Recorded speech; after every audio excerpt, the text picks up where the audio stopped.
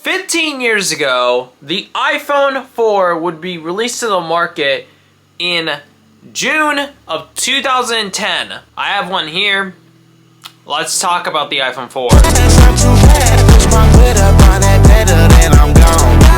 think some things to understand about the iPhone 4 is that first off, this was one of the nicest smartphones that came out at the time. Like, it was combining itself with glass and metal, with not just being a plastic back or something, but it was glass on the back. And it's also a squared off design, which a lot of iPhones nowadays have, like including the iPhone 16, instead of the rounded design that older iPhones like the original iPhone had, which, I mean, yes, the iPhone 2G and the 3G and the 3GS were ones that had that early design, but this was one of the ones that really did that squared off design properly and still had the 30-pin connector too. But this was also the first year that Samsung had its hand in Android to compete against the iPhone. Now, this isn't Samsung Galaxy S1 versus iPhone 4 comparison,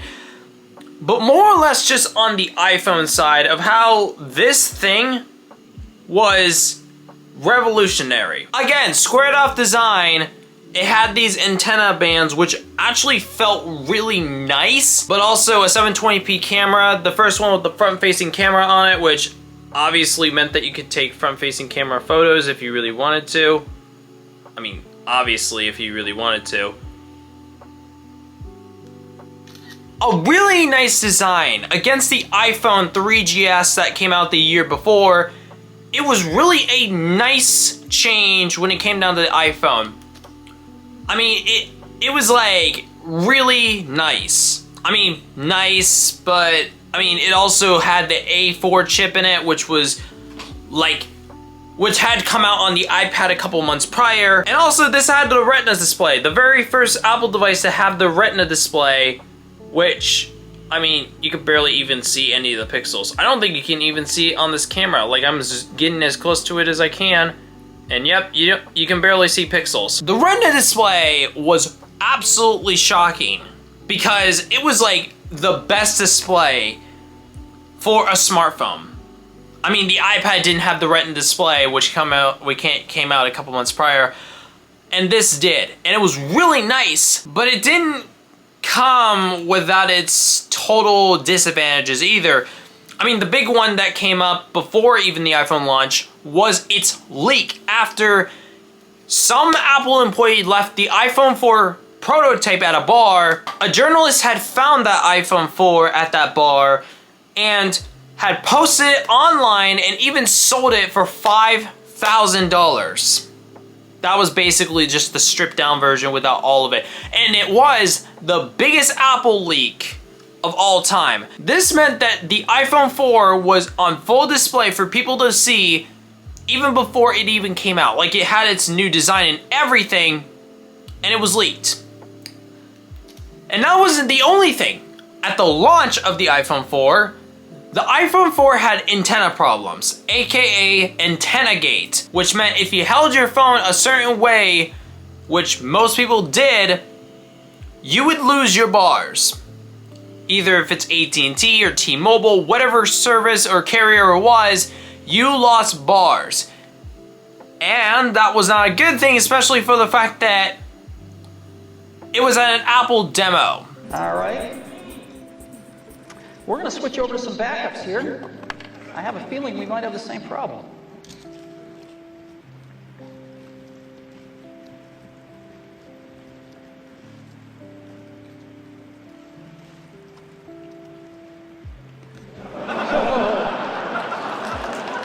There we go. Yes, I know that. I don't want... They really sold a bumper case to prevent this from happening. It probably still happened, but it was a really nice phone. Like, the nicest phone in a while. It was also the thinnest phone in 2010. The thinnest... It was the nicest phone from Apple at this point. Like, this hadn't had the Lightning connector yet. This didn't have any of the 64-bit chips yet. But this was a really nice phone. People really liked this design. People liked it. People liked the fact that it was like so small. I mean, this was also before the iPhone 5 era, which, I mean, these were really nice phones too. But this was like before Siri as well. I mean, before the new antenna bands, which unfortunately I don't have the new antenna bands or the old ones. So this isn't exactly a complete example. I will say that my iPhone 4 is running iOS 7. It was originally running iOS 6. Like, it was originally running iOS 6, but now it's running iOS 7. I think it is running iOS 7.1.3. 7.1.2, and it's from Verizon. Probably explains why I can't take out its SIM card. I think either way, though, this is a really nice iPhone. I wouldn't use it today, though, since the App Store is almost completely dead. I mean, even on iOS 7, I'm pretty sure the App Store is going to get discontinued at some point on these devices. So I'm just going to say thank you guys so much for watching this little quick video on the iPhone 4. Just wanted to make a small video because I've been wanting to make one for weeks. Comment, like, subscribe.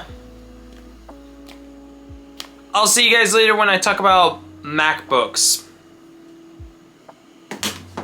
Bye.